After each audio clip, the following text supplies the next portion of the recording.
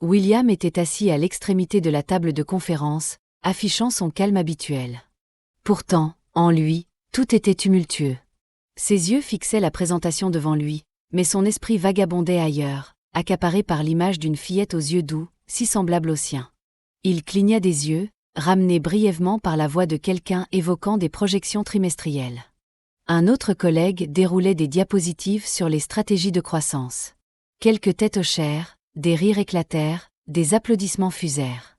Mais William, lui, peinait à retrouver son souffle. Sophia pourrait-elle vraiment être ma fille ? Il tira sur son col et tapota nerveusement la table avec son stylo. Pour la 3e fois. Un collègue assis à côté de lui donna un léger coup de coude pour capter son attention. William répondit d'un hochement de tête poli, mais dans son esprit, tout tournait autour de cette tâche de naissance, ce sourire, ce prénom, Sophia. Et surtout, cette phrase qu'elle avait prononcée, « Ma maman est la meilleure avocate de toute cette entreprise ». Lorsque la réunion s'acheva, ce qui lui sembla durer une éternité, William ne prit pas la peine de répondre aux poignées de main. Il se leva directement et sortit. Dans l'ascenseur, en route pour le 1er étage, ses épaules étaient raides, son cœur battait à tout rompre. Dès qu'il atteignit la garderie, il demanda sans attendre. « Sophia est-elle toujours là ?» La réceptionniste lui répondit avec un sourire aimable. « Oh non, monsieur, elle est partie il y a peu, avec sa mère. » William serra la mâchoire et souffla un « merci » avant de faire demi-tour. De retour dans l'ascenseur, ses mains tremblaient. Dans son bureau, il tenta de retrouver son calme. Il s'assit, se leva, marcha jusqu'à la fenêtre, revint vers la porte, puis se rassit. Pourquoi maintenant ? Pourquoi l'univers s'amusait-il encore à tourmenter son cœur ? Pendant ce temps, Victoria était au volant avec Sophia, assise à l'arrière. « Tu m'avais promis une glace. » lança joyeusement la fillette. « Oui, on ira dans ce petit magasin près de la pharmacie, » répondit Victoria. Sophia applaudit avec enthousiasme. « Génial. Fraises et vanille. » « Une seule boule, Sophia, » avertit Victoria. Sophia ouvrit de grands yeux, comme si elle avait entendu une insulte. « Juste une ? Mais, maman, j'ai rencontré un homme riche aujourd'hui. » Victoria, interloquée, jeta un coup d'œil dans le rétroviseur. « Un homme riche ? Oui, ton patron, Monsieur William. Il est tellement riche qu'il ne sent pas comme du lait périmé. Il sent comme une voiture neuve. » Victoria cligna des yeux, déstabilisée. « Tu as rencontré William ? » ?»« Oui, dans le hall. »« Maman, il est beau, et il parle doucement, comme dans les dessins animés. » Victoria faillit manquer son virage. « Sophia, que faisais-tu dans le hall ? » ?»« Je courais après un ballon. Tu étais censée rester à la garderie. Et si quelque chose t'était arrivé ? » ?»« Mais il m'est arrivé quelque chose, » dit Sophia doucement. « J'ai rencontré ton patron. Je l'aime bien. On peut l'inviter à la maison pour qu'il soit mon papa ? » Victoria pila un peu trop brusquement. Sophia, imperturbable, ajouta « Je dis juste que je l'aime bien. Et il sent bon. » Au restaurant, Victoria, exaspérée, se couvrit le visage d'une main, tandis que Sophia choisissait avec assurance la plus grande table. Elle s'installa, droite comme une reine, et parcourut le menu avec une concentration digne d'un avocat examinant un contrat. « Puis-je avoir des vermicelles ? » demanda Sophia. Victoria, fatiguée, hocha la tête. « Avec du sirop, oui.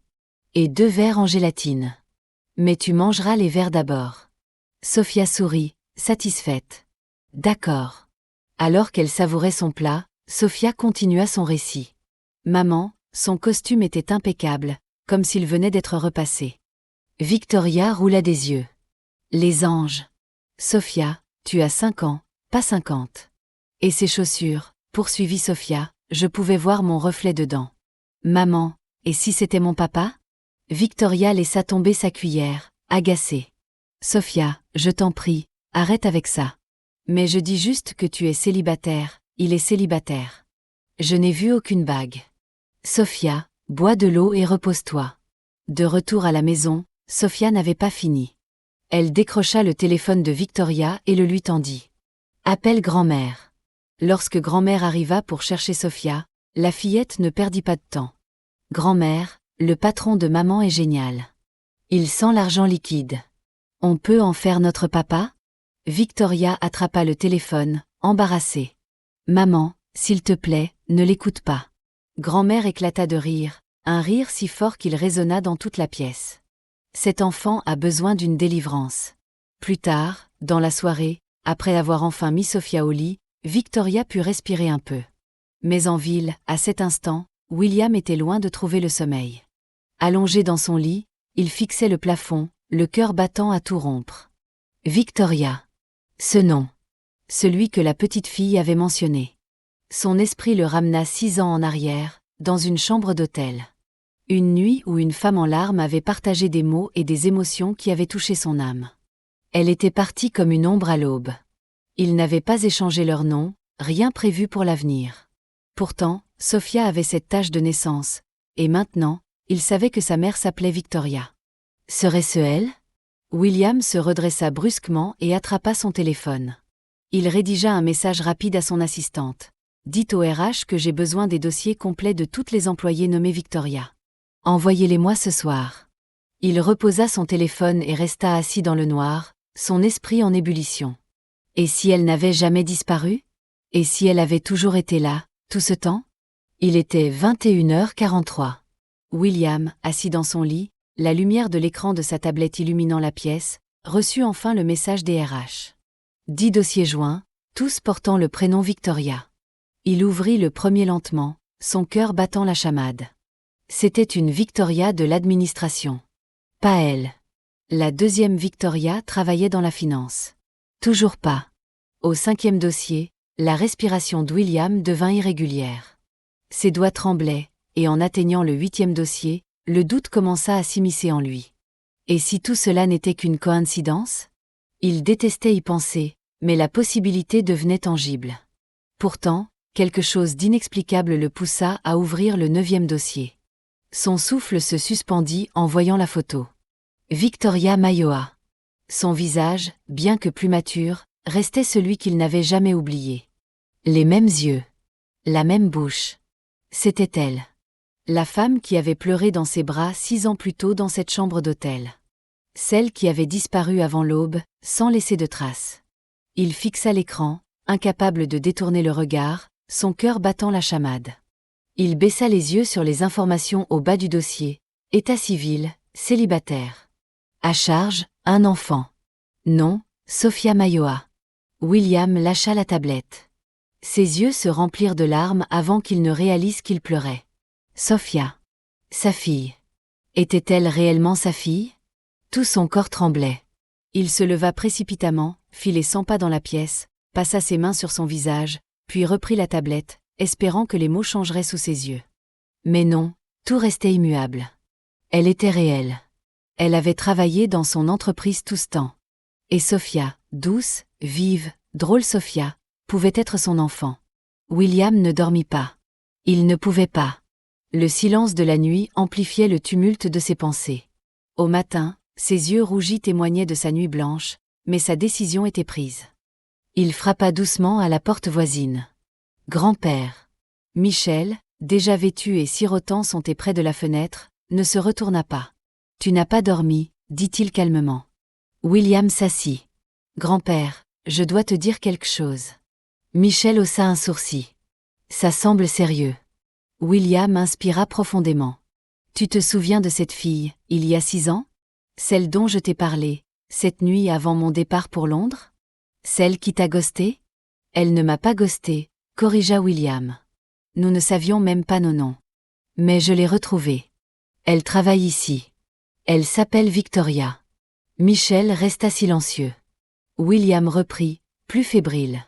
Elle a une fille, Sophia. Elle a 5 ans. Elle a la même tache de naissance que moi. Grand-père, je pense qu'elle est ma fille. Michel posa sa tasse et croisa les mains. Alors qu'attends-tu? Va la chercher. Si elle est à toi, ramène-la chez toi. À 8h04, William ordonna à son assistante. Prenez rendez-vous avec maître Victoria Mayoa. Quand l'assistante revint pour l'informer que Victoria était au tribunal, William serra les dents. La matinée passa dans un tourbillon d'impatience. À 14h, à bout, il attrapa ses clés de voiture. Mais alors qu'il ouvrait la porte, l'assistante accourut. « Monsieur, maître Victoria Mayoa est de retour. » William s'arrêta net. « Envoyez-la moi, dit-il calmement. Pendant ce temps, Victoria entra dans son bureau, épuisée. L'audience qu'elle venait de mener avait été chaotique. 2 frères s'étaient battus pour un héritage, et l'un avait même menacé d'intenter un procès à un médecin traditionnel. Elle n'avait pas fléchi. Elle laissa tomber son sac sur sa chaise, prête à enfin se détendre. Les talons de Victoria claquaient contre le sol, chaque pas la rapprochant du bureau de William comme si elle marchait vers une sentence. Quand les RH avaient annoncé que le PDG voulait la voir immédiatement, son cœur s'était emballé. Pourquoi ? S'était-elle murmurée, essayant désespérément de trouver une explication. Qu'est-ce que j'ai fait ? Elle repassa mentalement ses dossiers. Rien de faux. Pas de rendez-vous manqué au tribunal. Puis une pensée jaillit, glaçant son sang, Sophia. Elle se remémora la scène au restaurant. Sophia parlant des chaussures de William, de son parfum, et surtout, de l'idée qu'il devrait être son père. Mon Dieu! Qu'est-ce qu'elle lui a dit? Arrivée devant la porte, elle inspira profondément et frappa. Entrez, répondit une voix ferme. Elle ouvrit la porte, prête à plaider sa cause, mais ce qu'elle vit la figea sur place. Son sac glissa de ses mains. Lui, l'homme de cette nuit-là, il y a 6 ans, se tenait derrière le bureau. Le même regard perçant, la même présence magnétique. Ses jambes vacillèrent, et elle dut se rattraper pour ne pas tomber. « Bonjour, Victoria », dit-il calmement.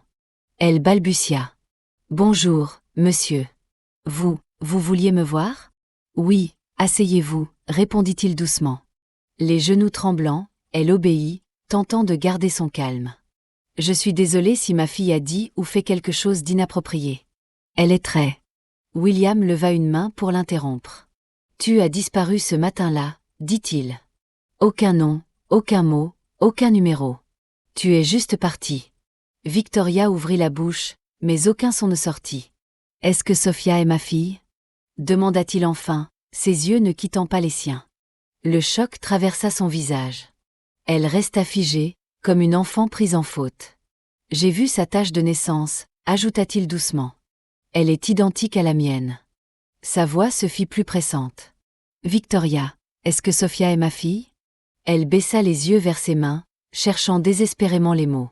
Finalement, elle hocha lentement la tête. Oui, murmura-t-elle.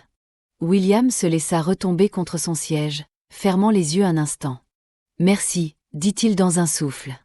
Je veux la rencontrer. Je veux être son père. Victoria leva un regard inquiet. Donne-moi juste un peu de temps, William. S'il te plaît. Il hocha la tête. Bien sûr. Ce soir-là, Victoria confia tout à sa grand-mère. Le cri de cette dernière fut si puissant que les voisins faillirent appeler les pompiers. « Jésus est Seigneur !» s'exclama-t-elle. « Tu veux dire que l'homme d'un soir est ton patron ?» Victoria hocha la tête, honteuse et amusée à la fois. Grand-mère posa une main sur sa poitrine, abasourdie. « Et maintenant, tu travailles sous cette erreur de minuit ? Dieu a un sacré sens de l'humour. » Victoria soupira. Il veut rencontrer Sophia. Grand-mère acquiesça fermement. Alors, qu'il vienne ici. Qu'il voie ce que cette nuit a produit. Elle posa un regard espiègle sur sa petite fille. Invite-le à déjeuner samedi. Et qu'il vienne avec son aîné, s'il en a un. Pas de visite surprise. Victoria esquissa un sourire fatigué. Je lui dirai. Le samedi arriva comme un jour de jugement. Victoria s'était levée à l'aube, nettoyant frénétiquement chaque recoin de la maison, même ceux invisibles. Sophia, cria-t-elle pour la énième fois, les mains tremblantes. Chaque pensée de l'arrivée imminente de William lui faisait battre le cœur à un rythme effréné. Comme une guerrière dans son royaume, grand-mère Rachel transformait la cuisine en véritable champ de bataille. Drapée dans son plus bel ensemble en tissu hollandais, noué avec la prestance d'une reine retraitée, elle jonglait entre casseroles et marmites. Le riz jollof mijotait, la soupe aux poivres fumait, les légumes frémissaient, et l'igname pilée était prête à être servie. Si cet homme veut rencontrer ma petite fille, qu'il découvre une maison qui sent la victoire, déclara-t-elle, en claquant le couvercle d'une casserole avec satisfaction. Pendant ce temps, Sophia virevoltait dans le salon, parée d'une robe scintillante. « Maman, c'est aujourd'hui ? Il arrive ? » demanda-t-elle avec des étoiles dans les yeux. « Tu verras. C'est ton beau patron ? » « Sophia, calme-toi, » répondit Victoria, tentant de garder son sérieux malgré un sourire nerveux. « Sophia, insatiable, se planta devant le miroir. Je vais assortir mes chaussures à sa chemise. À 13h15 précise, un SUV noir se gara devant la maison. William descendit, vêtu d'un somptueux agbada bleu clair, incarnant une élégance calme et une confiance inébranlable. Mais il n'était pas seul. À ses côtés se tenait un autre homme, vêtu d'un agbada blanc impeccable, ses lunettes brillantes et son pas énergique trahissant une jeunesse intérieure indéniable.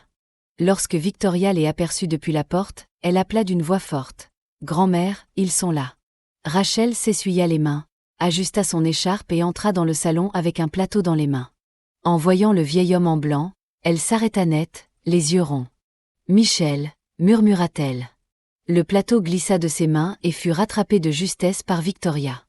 De l'autre côté, Michel s'immobilisa, bouche bée. « Rachel » dit-il doucement. Les yeux de Victoria passèrent d'un visage à l'autre, perdus. « Attendez, vous vous connaissez tous les deux ?» Grand-mère Rachel croisa les bras, ses yeux lançant des éclairs. « Connaître ?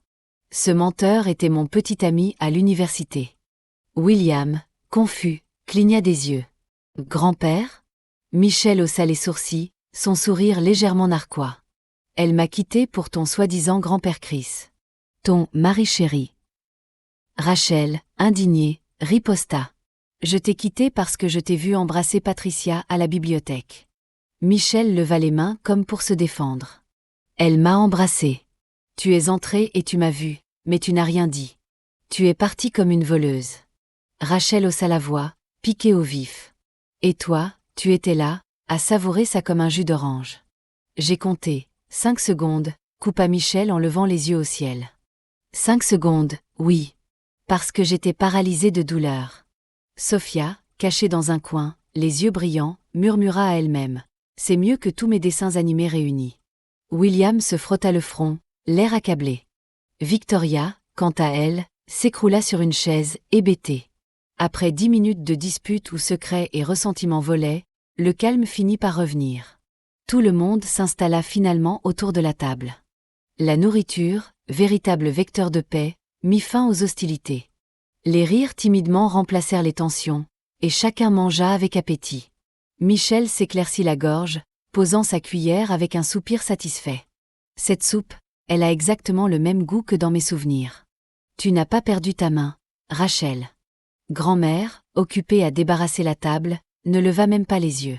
« J'ai cuisiné mieux pour des gens qui ne m'ont pas trompé. » Michel esquissa un sourire, comme s'il venait de remporter une victoire silencieuse.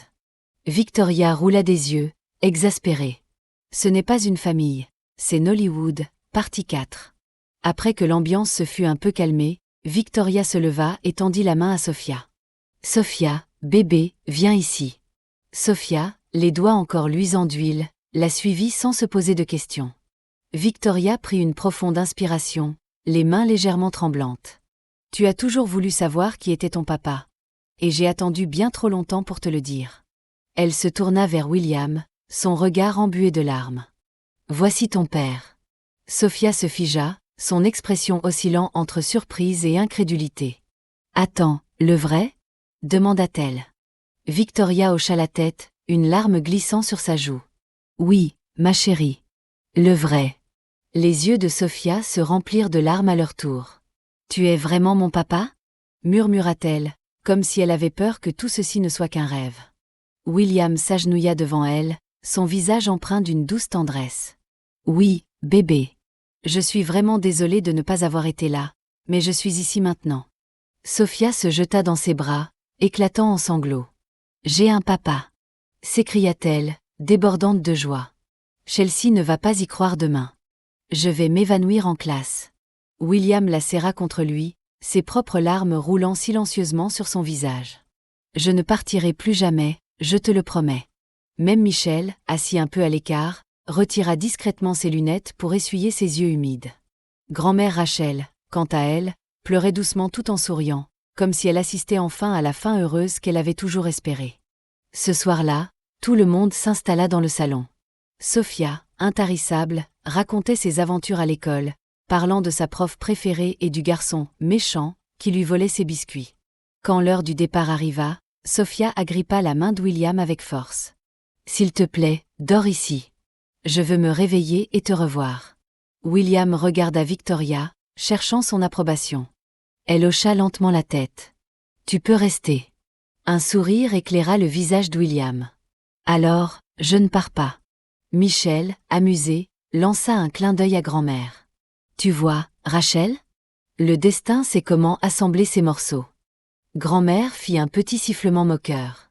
Avance doucement, vieux serpent. Mais elle souriait. Cette nuit-là, Victoria observa sa fille dormir entre elle et William, une main posée sur la joue de sa mère, l'autre sur la poitrine de son père. Pour la première fois depuis des années, Victoria ressentit une paix profonde. Son passé, qu'elle croyait brisé, avait trouvé un moyen de la ramener à la maison. Quelques jours plus tard, William rendit visite à grand-mère. Il profita d'un moment seul avec Victoria dans le jardin.